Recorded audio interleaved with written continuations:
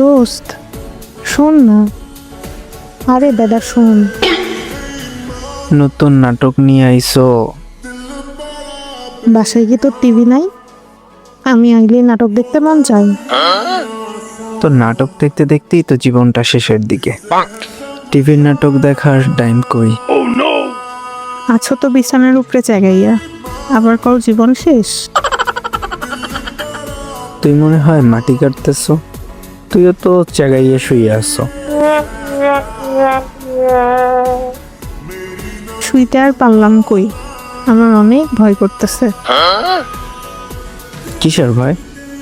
আরে মারাত্মক ব্যাপার, জানিস না?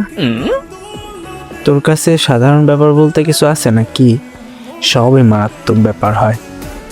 যাই হোক, বল তোর মারাত্মক ব্যাপারটা। মজা করিস না, সত্যিই ভয়ঙ্কর একটা কথা। পাশের বাসায় মেবি ভূত আছে, আমি শিওর। কেন, রাতে তোর কাছে আসে নাকি? আমার কাছে আইলে আজকে 40 খাইতি আমার। আসে নাই দেখে কাহিনী শুনতে পারতেছিস। ও আচ্ছা, তাহলে বল পুরো কাহিনীটা।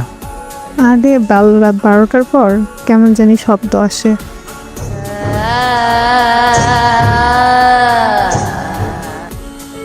শয়তানে হাসে নাকি? আরে না, এমন এমন শব্দ আসে, মনে হয় কেউ হাততালি দিচ্ছে।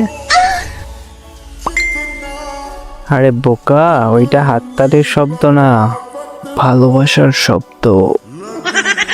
যা দুষ্টু।